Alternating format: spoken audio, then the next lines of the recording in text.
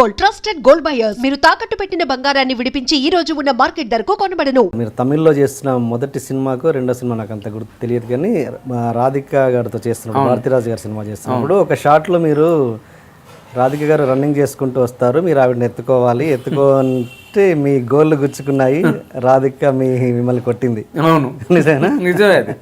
అది ఎలా జరిగిందంటే ఫస్ట్ పిక్చర్ కళ్యాణ్ అది కిడక్కే పోమరాలి ఫస్ట్ పిక్చర్ అండి. 2 రోజులు కాడే కూర్చోబెట్టాను మేటిపాలెంలో. 2 రోజులు ఏంటో ఇప్పుడు నాకు ఎప్పుడు షూటింగ్ అనుకుంటుండేవాడు. 3వ తర్వాత షూటింగ్ స్టార్ట్ అయింది నాది. ఫస్ట్ షాట్ ఏంటంటే రాధికని అలా ఎత్తుకొని గాలిలో తిప్పేసి అలా పైకెత్తాను అనమాట. ఏం పైకి ఎత్తాను నేను అసలు ఎంఆర్ రాధా కూతురు అన్నారు. ఆ టెన్షన్ అందరు గొడవ చేసేవాడు డైరెక్టర్ గారు. వాళ్ళు వాళ్ళ నాన్న ఎంఆర్ రాధా చాలా ఇదిరా బాబు షూట్ చేశారంట ఎంజిఆర్ని అట్లా అనేవాడు. నాకు ఆ భయం వేసి ఏం చేస్తాను అనుకోండి, ఇలా అన్నాను చేతులు లంగాలోకి వెళ్ళిపోయాయి. ఫాట్ అని చెంప మీద కొట్టింది అనమాట. కళ్ళు తిరిగిపోయింది, ఏంటరా బాబు అనుకున్నాను. ఆ తర్వాత మళ్ళీ ఇంటిమేసి డెవలప్ అవడం కోసం మా ఇద్దరిని కలిసి సినిమాకి వెళ్ళామని చెప్పేవాడు, కలిసి డిన్నర్ చేయమని చెప్పేవాడు. అట్లా మళ్ళీ ఇంటిమేసి డెవలప్ అయిన తర్వాత ఆ పిక్చర్ కంప్లీట్ చేశారన్నమాట. అది 1 year ఆడేసింది అనుకుంటా. ఆ తర్వాత మళ్ళీ రాధిక మంచి ఫ్రెండ్ అయింది, ప్రాబ్లమే లేదు. తర్వాత 13 సినిమాలు చేసినట్టున్నారు కాబట్టి రాధిక చేసాను 13 pictures ఈజీగా ఉంటాయి. ఏంటి అప్పుడు మీ రియాక్షన్ ఏంటి? అప్పుడు ఇమ్మీడియట్ రియాక్షన్ ఏంటి మీది? ఇమ్మీడియట్ చంపేది కొట్టిందండి ఫాట్ అని. చంపేది నాకు కళ్ళు తిరిగిపోయింది, ఏంటరా బాబు ఇలా అయిపోయింది అనుకున్నాను. షాక్ అయ్యాను, ఇది ఎక్కడ గొడవరా బాబు. అది సారీ చెప్పారా తర్వాత మళ్ళీ? సారీ చెప్పాను, తర్వాత ఫ్రెండ్ అయిపోయింది. ఓకే, మీరు ఒక పెద్ద అప్పట్లో ఒక మంచి ఇమేజ్, పేరు అవసరం లేదు కానీ ఇమేజ్ ఉన్న హీరో మేనేజర్ని కొంచెం ఏడిపించారు చూడు. ఒక ఏదో మిమ్మల్ని అవమానపరిచారనో ఏదో సంథింగ్ జరిగి స్టూడియో చుట్టూ తిప్పుకున్నారు, కొడక అని. అంత కాంట్రవర్సీ జరిగేది కానీ నేను తిట్టేవాను కదా, కొట్టేవాను కదా, ఫ్రెండ్లీగా ఉండేది. హీరో మేనేజర్ తోటి మీకు ఎవరితో కాంట్రవర్సీ లేదు. నా కాంట్రవర్సీ ఉండే కాదండి అసలు. నా చిన్న ఏజ్ తమిళ్లో ఉన్నప్పుడు అందరితో సరదా సంతోషంగా ఉండేది తప్పితే కాంట్రవర్సీ ఉండేది కాదు. తెలుగు వచ్చిన తర్వాత ఏమో కాంట్రవర్సీ ఏమీ లేదు. మోహన్ బాబుతో వస్తారు మాత్రం, మోహన్ బాబు గారితో ఈ డ్రెస్ వేసుకుని అన్నా ఉంటా కదా సుధాకర్, వేసుకోండి సార్, ఎవరు వేసేస్తే మన డ్రెస్ నేను ఎందుకు వేస్తాను సార్, మీ అయితే వేసుకుంటారా అన్నాను. అంతేలే సుధాకర్ అని. ఆ తర్వాత మళ్ళీ ఆయన నేనంటే ఇష్టం అని చాలా పిక్చర్లు యాక్ట్ చేశాను. మా ఇంటి కథ, అల్లుడు గారు, యమజాతకుడు, చాలా పిక్చర్లు యాక్ట్ చేశాను. నేనంటే ఇష్టం కూడా ఆయన గురించి చెప్పండి. అసలు ఆయన మనిషి ఏమో కరుకుగా కనబడతారు కదా బయట వాళ్ళకి, లోపల ఎలాంటి మనిషి? లోపల వెన్న మనసు అండి ఆయన, వెన్న లాంటి మనసు ఆయన. చాలా పిక్చర్లు యాక్ట్ చేశాను ఆయన సొంత సినిమాలు, పోస్ట్ మ్యాన్ కానీ ఇంకోటి కానీ. ఓకే, ఇంత గ్యాప్ రావడానికి మీకు కారణం అంటే కోమాలోకి వెళ్ళిపోవాల్సిన పరిస్థితి ఎందుకు వచ్చింది? అది బ్రెయిన్ స్ట్రోక్ అని ఒక ఇది వచ్చిందండి నాకు. ఓకే, అంటే ఓవర్ యాంగ్జైటీ మీద దేనివల్ల వచ్చింది, అది నాకు రీజన్ ఏంటని తెలియదు. మెడికల్ సైన్స్ ప్రకారం బ్రెయిన్ స్ట్రోక్ అంటారు అనమాట అది. ఓకే, అలాగా కోమాలోకి వెళ్ళిపోవడం జరిగింది. అంటే చాలామందికి మీరు ఈ ఇంటర్వ్యూ ద్వారా క్లారిటీ ఇవ్వండి. చాలామంది బయట రూమర్స్ ఏమనుకుంటారంటే సుధాకర్ గారు విపరీతంగా తాగేవారు, దానివల్లనే ఇలా అయింది. కాదు, కొంతమంది ఏమో అసలు ఆయనకు అలా వచ్చింది టాక్ కానీ ఆయన తాగేది ఇంత అని కొంతమంది అంటారు. ఏది నేను ఎప్పుడైనా తీసుకుంటే ఎంత కొంచెం లిమిటెడ్గా తీసుకుని తప్పితే తాగుబోతులా ఈ లెవెల్కి ఎప్పుడు తాగలేదు. బ్రెయిన్ స్ట్రోక్ కూడా దానివల్ల వచ్చింది కూడా కాదు, చాలా లిమిటెడ్గా ఉండేవాడిని. బ్రెయిన్ స్ట్రోక్ దానికి సంబంధమే లేదు. అది ఎందుకు వచ్చింది, బ్రెయిన్ స్ట్రోక్ వచ్చింది కానీ దానివల్ల కోమాలోకి వెళ్ళిపోవడం జరిగింది కానీ డ్రింక్స్ వల్ల కాదు. ఓకే, అప్పుడు ఆ టైంలో మీకు మా అసోసియేషన్ నుంచి ఎటువంటి స్పందన వచ్చింది సార్? మా అసోసియేషన్ నుంచి మీకు ఎటువంటి స్పందన వచ్చింది ఈ గ్యాప్లో? నా బర్త్డే అంతా గ్రీటింగ్స్ పంపుతూ ఉంటారు మా అసోసియేషన్ నుంచి, ఓకేస్ పంపుతూ ఉంటారు. మురళీమోహన్ గారు చాలాసార్లు ఆయన ప్రెసిడెంట్గా ఉన్నప్పుడు రెగ్యులర్ ఫోన్ కూడా చేసేవాడు. మరి రాజప్రసాద్ వచ్చిన తర్వాత మరి ఆ సిస్టమే లేదనుకుంటా. ఆయన బాగా చూసేవాడు ఆయన మురళీమోహన్ గారు. నేను అన్నయ్య అంటాను ఆయన్ని, ఎప్పుడు కనుక అన్నయ్య అన్న అంటాను మాట్లాడు. రాజప్రసాద్ గారితో కూడా చేశారా? మీరు చేశారు? ఎందుకు బోర్డు సినిమాలు చేశారు రాజప్రసాద్, చాలా సినిమాలు చేశాను. ఇప్పటికీ అంటే మీ ఆరోగ్య సమస్యల తర్వాత ఇప్పటికీ మిమ్మల్ని టచ్లో ఉండే ఆర్టిస్టులు ఎవరండి ఈ రోజుకి కూడా? ఎవరున్నారు? నేను షూటింగ్ అయింది టక్కన ఇంటికి వచ్చేసాను తప్పితే ఇంకా సినిమా వాళ్ళతో ఆ సంబంధం ఉండేది కాదండి నాకు. నేను ఎక్కువ టచ్లో ఉండేవాడిని కాదు. నాతో నేను ఇంట్లో వాళ్ళతో బయటికి వెళ్ళాను, ఇది ఉండే తప్పితే ఎక్కువ ఎక్కడ అనుకుంటే ఫంక్షన్స్ వాటికి తనిఖీల బరి కానీ, సాయి కుమార్ కానీ, తర్వాత ఆలీ కానీ అందరూ ఏ ఫంక్షన్స్ రెగ్యులర్గా మీట్ అయ్యేవాడు, మాట్లాడేవాడు. వాళ్ళ షోస్ అన్నీ కూడా వెళ్ళేవాడిని నేను రెగ్యులర్గా. సాయి కుమార్ గారిది, తర్వాత ఆలీది, వాళ్ళ తర్వాత శివాజీ రాజాది, వీళ్ళంటి ప్రోగ్రామ్స్ ఏం జరిగితే ఇది వెళ్ళేవాడిని. వాళ్ళందరితో మంచి టచ్ చేసేవాడిని. కాకపోతే నేను ఎక్కువగా ఎవరితో మింగిల్ వెళ్ళడం ఉండేది కాదు.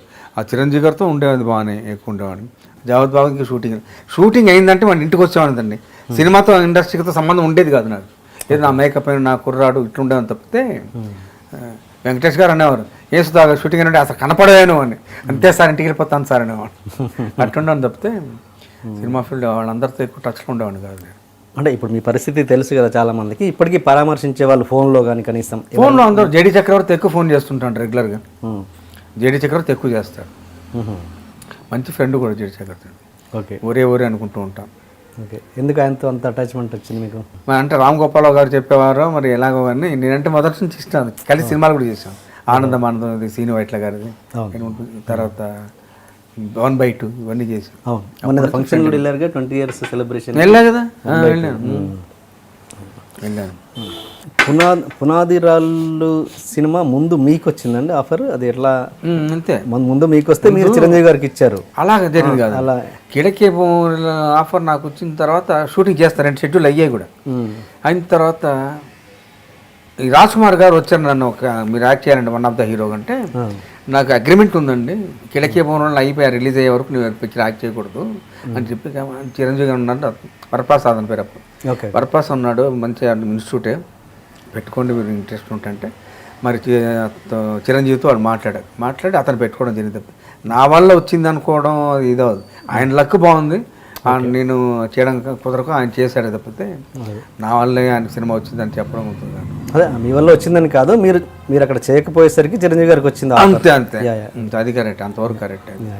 ఎమ్మడికి మొగుడు లాంటి సినిమా మీరు ప్రొడ్యూసర్గా దానికి? ప్రొడ్యూసర్ నేను, హరిప్రసాద్ అంత అంటే ఎందుకు చిరంజీవి గారు ఆ టైంలో మీకు బ్రేక్ ఇద్దామని ఇచ్చారా? ఇప్పుడు ఎట్లా మీ బ్రేక్ ఇద్దామని ఇచ్చారు? లేదు, అంటే సినిమా చేయాలని చెప్పేసి ముందు హరిప్రసాద్ అని అడిగాడు, చిరంజీవి గారితో సినిమా చేద్దాంరా బాగుంటుంది, మనకు కూడా ఫైనాన్షియల్ కూడా బాగుంటుంది అంటే. అప్పుడు నేను హరిప్రసాద్ నారాయణరావు రెగ్యులర్గా ఆయన దగ్గరికి వెళ్ళాము చిరంజీవి గారి దగ్గరికి. ఆయన ఎక్కడ షూటింగ్లో ఉన్నా కూడా మీరు ఇవ్వాల్సి చిరంజీవి అంటే, సరే ఫైనాన్షియల్గా మీకు కూడా ఇంకా బలపడతారు అని చెప్పి ఆయన సినిమా చేశాడు. అలాగా. ఓకే, ఇప్పుడు యముడికి మొగుడు తర్వాత మీరు మళ్ళీ తీసిన సినిమాలు పరుగు అలాంటి చిన్న సినిమాలకి వెళ్ళిపోయారు. మళ్ళీ ఒక రేంజ్, మళ్ళీ అలాంటి ఒక స్టార్తో తీసిన సినిమాల తర్వాత మళ్ళీ ఎందుకు పెద్ద సినిమాలు చేయలేకపోయారు మీరు? చేయలేకపోయిన రీజన్ మళ్ళీ డేట్స్ కోసం వస్తే అది డైనమిక్ మూవీ మేకర్స్ అని ఆయన పేరు మీద పెట్టిన బ్యానర్ అది. మళ్ళీ ఆ బ్యానర్ చేస్తే మళ్ళీ చిరంజీవి గారితోనే చేయాలి తప్పితే ఇంకో హీరోతో చేయకూడదనే డెసిషన్ ముందే తీసుకున్నాం మేము. ఇవి మరి పరుగు ఇవి వేరే బ్యానర్లు?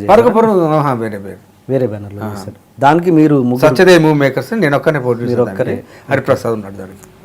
హరిప్రసాద్ కంప్లీట్ చేశాడు. ఓకే, మీరు ఇప్పుడు హెల్తీగా ఉన్నారు, యాక్టివ్గా ఉన్నారన్న విషయం ఏదో 4 గోడల మధ్య తెలుసు, కానీ ఇండస్ట్రీకి ఆ హింట్ పంపించారా మీరు? నేను యాక్టివ్గా ఉన్నాను, ఐఎమ్ రెడీ టు డూ అనేది. మరి ఎన్టీవీ ఇంట్రో చేసినప్పుడు చెప్పాను, మళ్ళీ యాక్ట్ చేస్తున్నాను అంటే వచ్చింది, ఇలా పూరి జగన్నాథ్ గారి తమ్ముడు హీరో చేసి పిక్చర్ చేస్తాను అని చెప్పాను.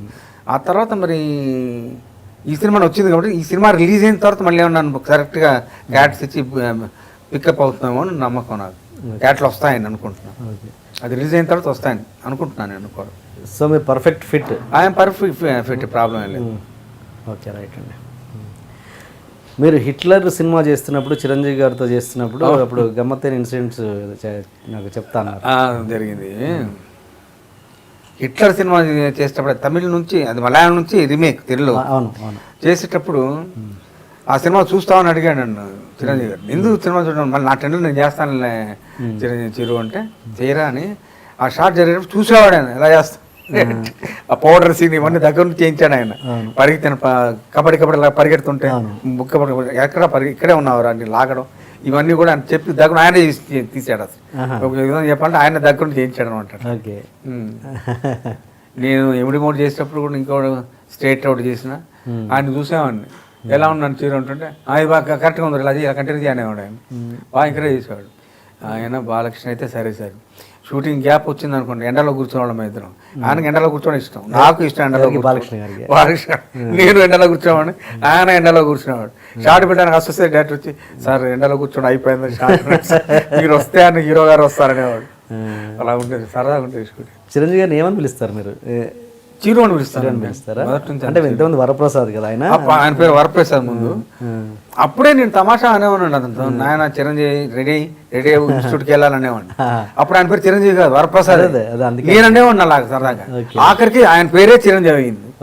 అట్లా జరిగింది. అది కూడా తమాషా ఇన్సిడెంట్. ఎలా వచ్చింది ఆయనకు ఆ పేరు చిరంజీవి గారు? ఆయనకి ఆంజనేయ స్వామి కల్లో కనపడి చిరంజీవి అని చెప్పినట్టు ఏదో జరిగింది. బట్ నేను అంటూ ఉన్నాను నేను ఆ చిరంజీవి లేట్ అవుతుందిలే అనేవాడిని. ఆఖరి ఆ పేరే సెటిల్ అయింది ఆయన. And for more videos, Please subscribe to iDream. Please subscribe to iDream. Please subscribe iDream. And please subscribe to iDream. For more videos, subscribe to iDream. please like, share and subscribe to the channel. Congratulations, iDream. Subscribe to iDream. Subscribe to iDream. So subscribe to iDream Media. iDream ki iDream team andarki huge congratulations. Please subscribe iDream Media. Please subscribe to iDream. Subscribe iDream. Please subscribe to iDream. iDream అంటే నా కళల ఛానల్ను subscribe చేసుకున్న నోరు తిరుగుతలేదు, మీరైతే గంట గుర్తు కొట్టండి. For more such videos, please subscribe to iDream. Subscribe to iDream. Please subscribe to iDream. Please subscribe iDream Media. Please do subscribe to iDream. Please subscribe to iDream Media. For best entertainment and information, please subscribe iDream. And don't forget to subscribe to iDream.